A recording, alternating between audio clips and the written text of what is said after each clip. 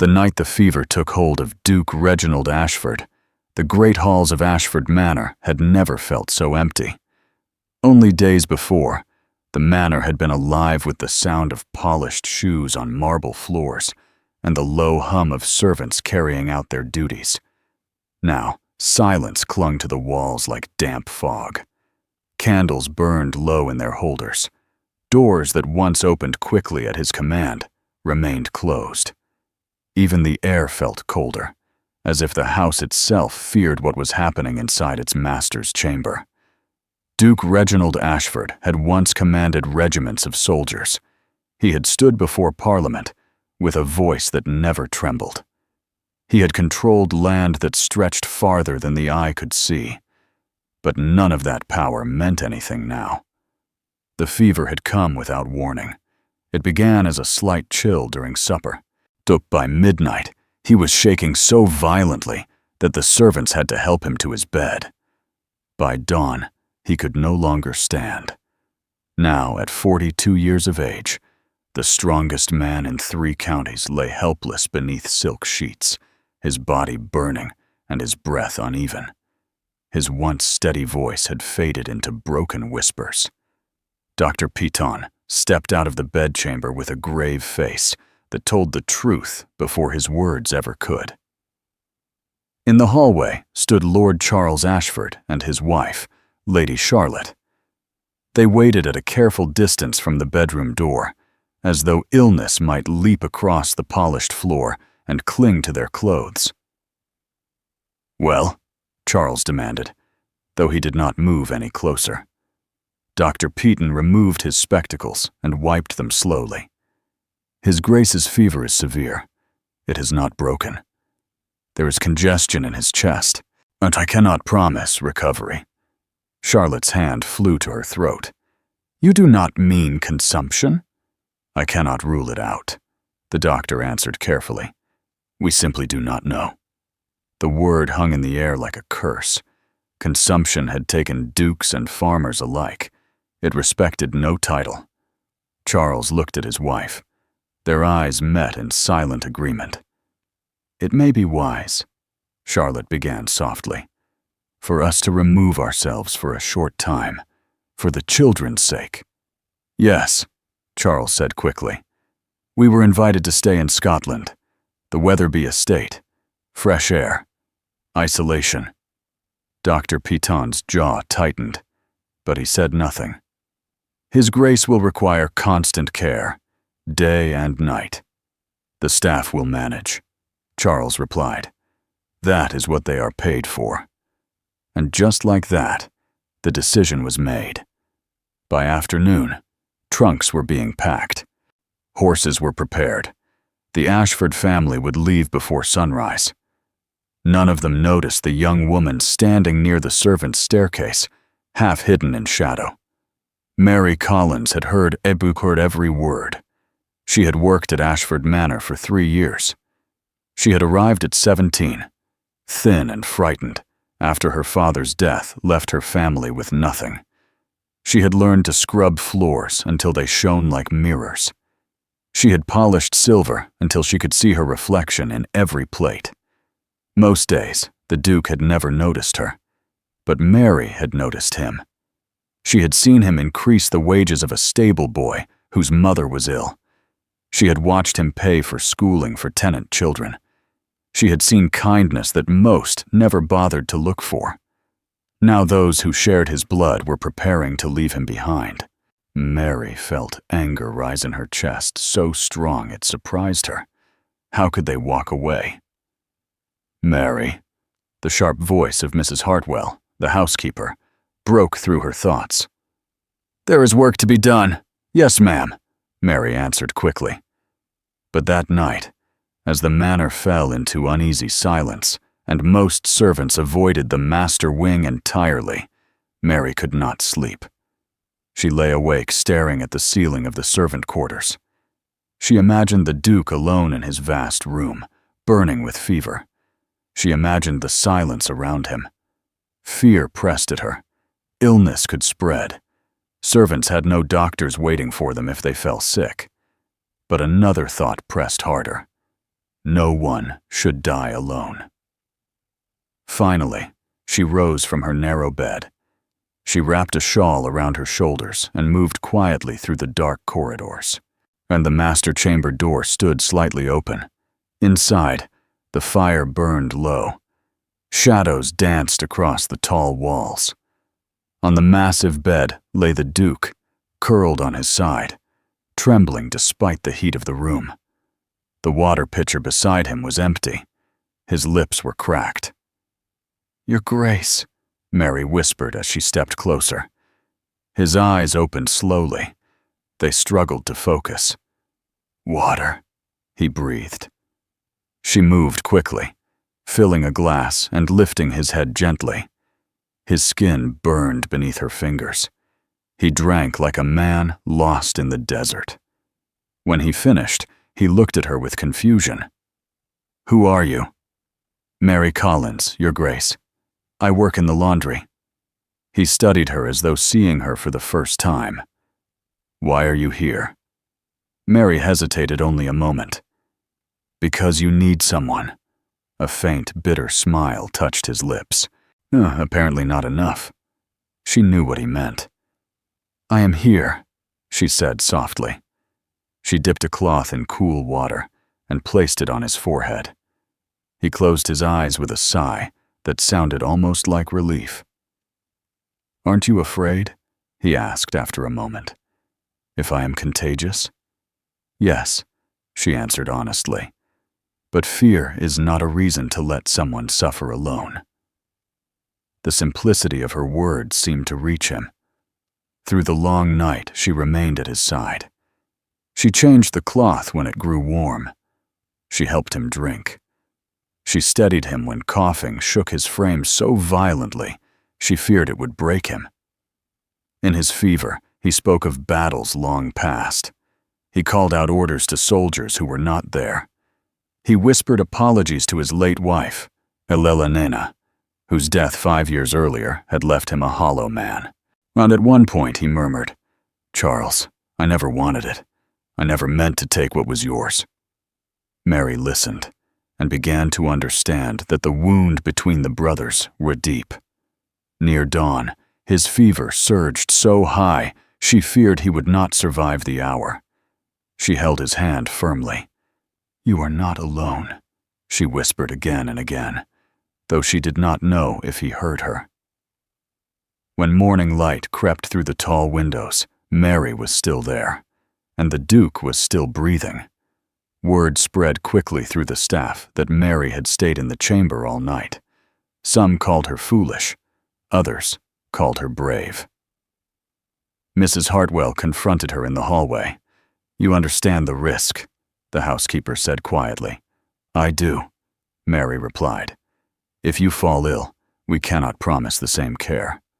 "I know, Mera." And Hartwell studied her for a long moment. Then she nodded. "Then you will continue.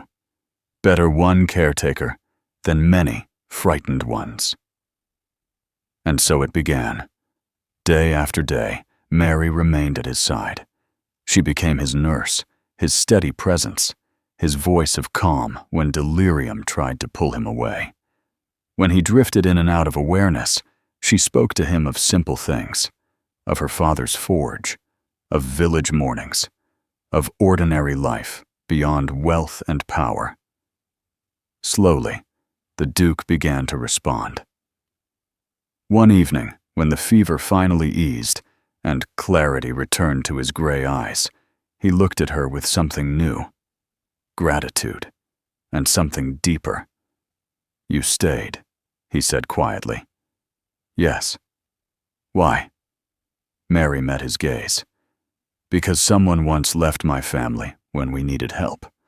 I know what that feels like. I would not let it happen again." Silence filled the space between them. For the first time in years, Duke Reginald Ashford did not feel alone in his own home. He did not yet understand that the quiet maid at his bedside was about to change the course of his life, and Mary did not yet understand that the courage it took to stay would lead her toward a future she had never dared to imagine. But something had shifted inside Ashford Manor. Not just the breaking of a fever, the beginning of something far more dangerous. Hope. The morning the fever finally broke, Ashford Manor felt different. The air no longer carried the scent of sickness alone. Sunlight slipped through the tall windows and touched the heavy curtains.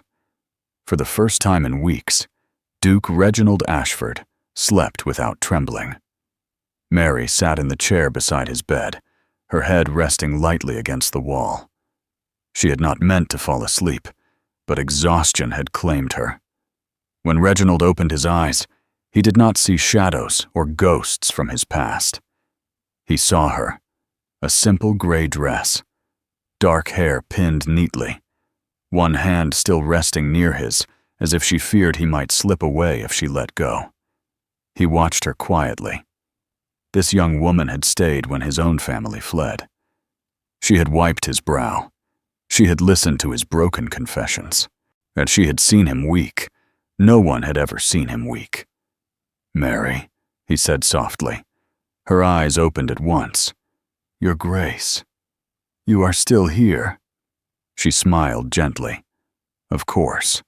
He pushed himself up slightly. The effort cost him, but he refused to lie flat like an invalid. "The fever feels lighter." "It has lowered since dawn," she replied. "Dr. Piton will be pleased." He studied her face. There were dark circles beneath her eyes. "You have not slept." "I rested," she said simply. He knew that was not true. Over the next days, strength returned slowly to his body. He could sit up without assistance. He could eat more than broth. He could speak without losing his breath. But something else had changed too. He began to wait for her footsteps. When she entered the room, the space felt warmer. When she left, it felt empty again. One afternoon, as she adjusted the pillows behind his back, he asked quietly, "How old are you, Mary?" 20, Your Grace." 20, he repeated. "When I was 20, I believed I understood the world. And now?" she asked gently. "Now I know I understood nothing." She smiled, but he saw something thoughtful in her eyes. "You spoke in your fever," she said carefully. He tensed. "What did I say?" "You spoke of your brother, of the inheritance." Silence fell between them. Reginald looked toward the window. Charles was meant to inherit. He was the elder. But after his accident, everything changed. "I am sorry," Mary said. "So was I," he replied bitterly. "Sorry for him. Sorry for myself. I loved my wife. I could not have married her if I had remained the second son, who his misfortune gave me my happiness." "You did not cause his accident," Mary said firmly. "No, but I benefited from it." He looked at her then, truly looked at her. "Why are you defending me?" "Because you judge yourself too harshly." He felt something stir inside him, not pride, not authority. Peace. Days turned into weeks. Mary continued her duties in secret at first, then openly when Mrs. Hartwell declared that no one else was better suited to care for him. The other servants whispered. Some said the Duke favored her too much.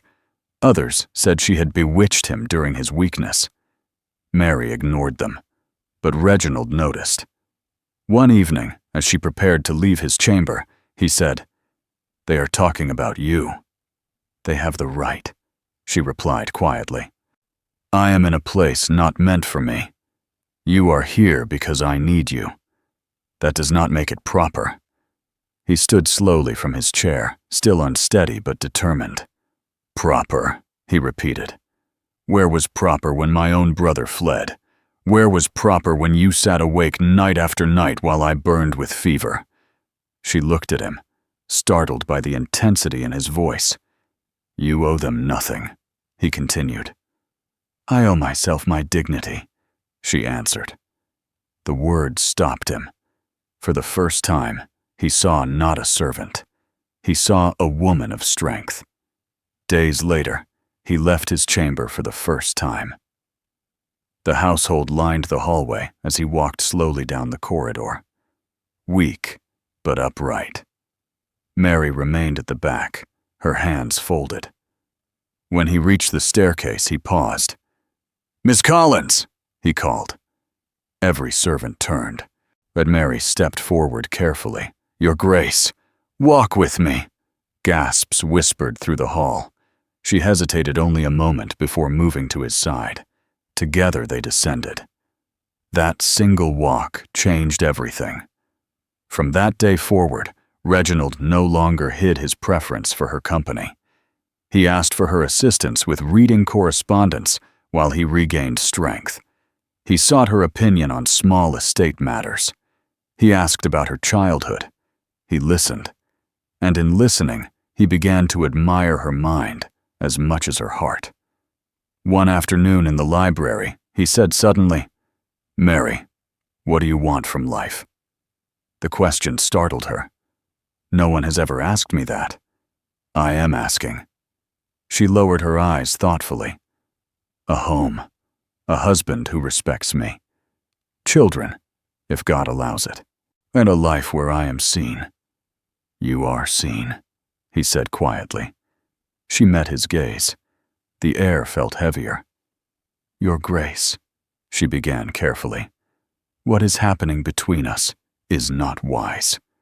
He stepped closer. "Do you feel it too?"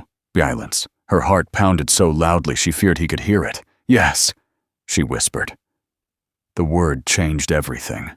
Before either could speak again, the sound of carriage wheels echoed outside. Mary stepped back quickly. Later that afternoon, the Ashford carriage rolled into the drive. Charles and Charlotte had returned. The confrontation came swiftly. In the library, voices rose. "A servant," Charlotte hissed. "Have you lost your mind?" "She saved my life," Reginald replied coldly. Charles's voice hardened. "The staff talk. Society will talk louder.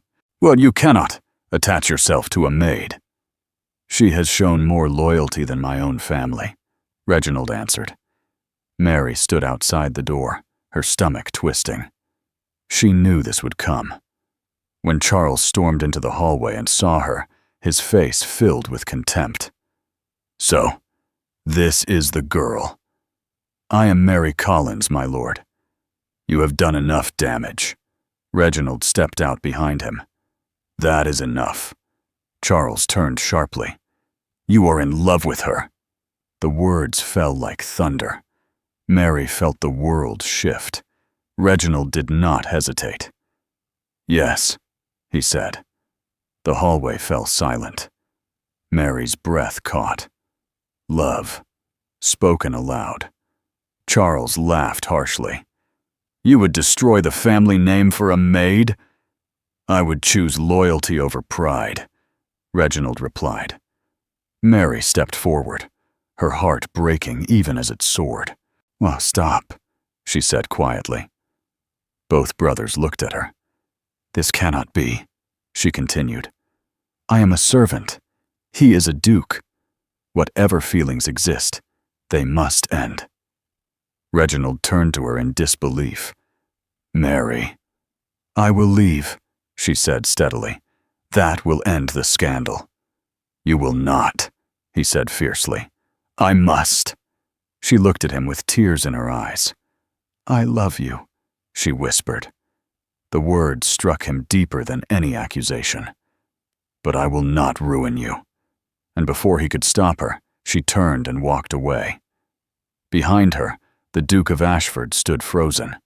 For the second time in his life, he felt something being torn from him. Only this time, it was not illness. It was love. Mary left Ashford Manor before sunrise. No grand farewell, no dramatic scene, and just a small carpetbag in her hand, and tears she refused to let fall until the gates closed behind her. The road ahead was cold and quiet. Each step felt heavier than the last. She told herself she was doing the right thing. A duke could not marry a maid. Love was not stronger than society. At least, that was what she tried to believe. Back at the manor, Reginald stood at the window of his study long after she was gone. The room felt empty in a way illness had never made it feel. He had survived fever. He was not certain he would survive this. "She has left, Your Grace," Mrs. Hartwell said gently from the doorway. "I know," he replied. He did not move. That night, he did not eat. The next morning, he did not attend to estate matters. By the third day, even Dr. Piton grew concerned. "You are not ill," the doctor said firmly. "You are heartsick." Reginald gave a humorless laugh. "Is that a medical diagnosis?" "It is a truthful one." The doctor stepped closer. "Why are you letting her go?" "To protect her," Reginald answered. "From what?" "From scandal, from ridicule, from a life where she would never belong." "Did you ask her what she wanted?" the doctor asked. The question struck him like a blow. He had not. He had decided for her. "You are one of the most powerful men in England," Dr. Piton continued. "If you wish to marry her, no law forbids it, only pride and fear." Reginald turned sharply. "But society would destroy her." "Society always resists what it does not understand," the doctor replied. "But it adjusts, it forgets, it moves on. The question is whether you will allow fear to rule you." That night, Reginald did not sleep. He remembered the feel of her hand in his, the sound of her voice during his darkest hours, the way she had chosen to stay when others fled.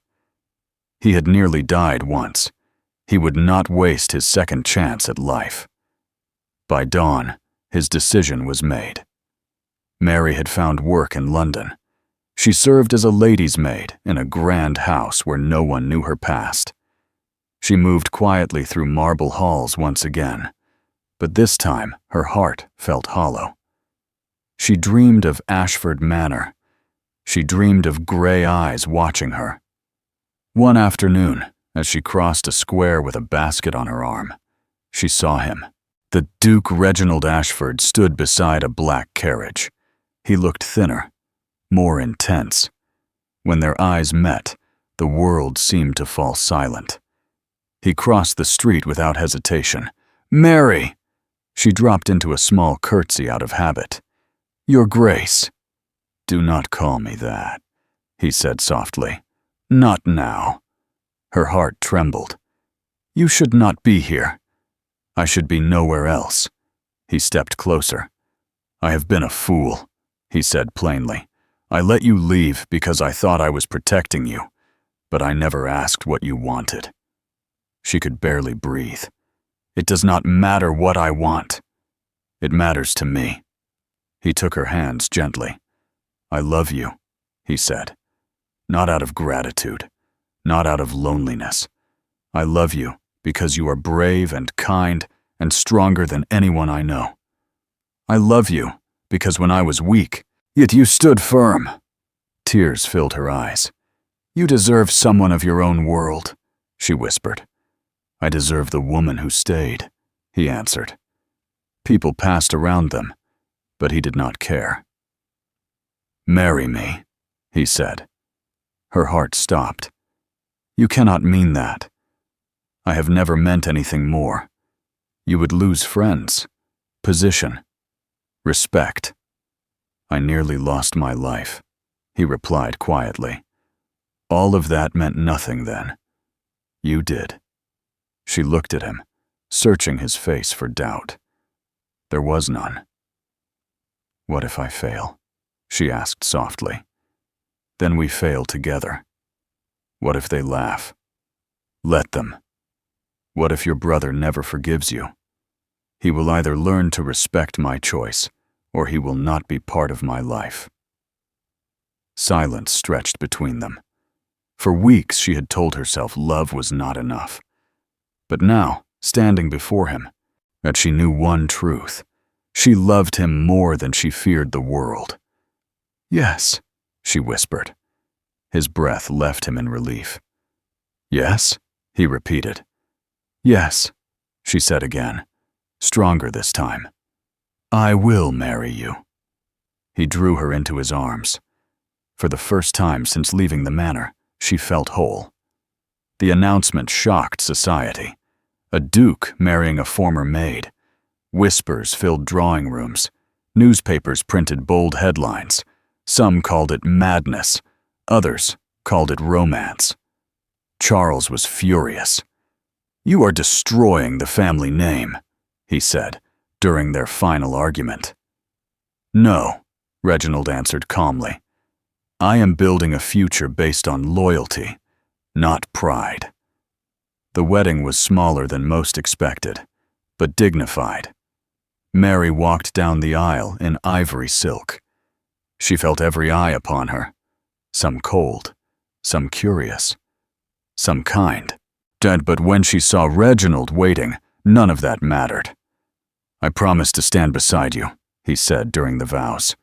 "And I promise to never leave when you need me," she answered. When he placed the ring on her finger, it felt like more than marriage.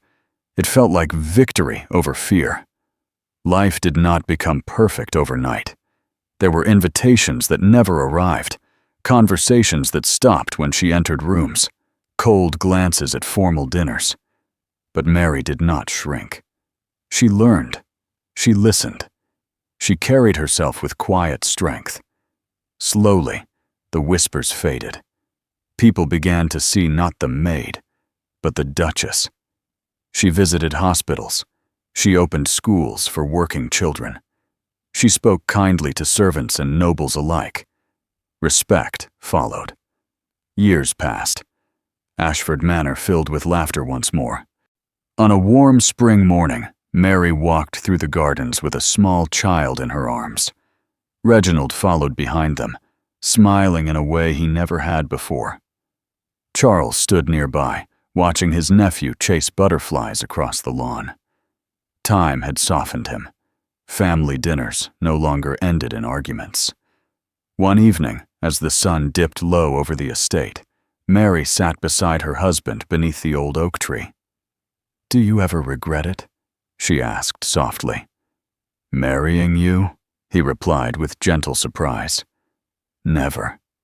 She leaned her head against his shoulder. "You stayed when I was dying," he continued. "You chose courage when others chose comfort. That is the greatest nobility I have ever known." Mary smiled. Once, she had been invisible. Now she was a duchess. But the title was not what mattered. What mattered was the choice she made that night. To stay. To care. To love. The wealthy widowed duke had nearly died alone, but a maid had refused to let him. And in saving his life, she had changed both of their destinies forever.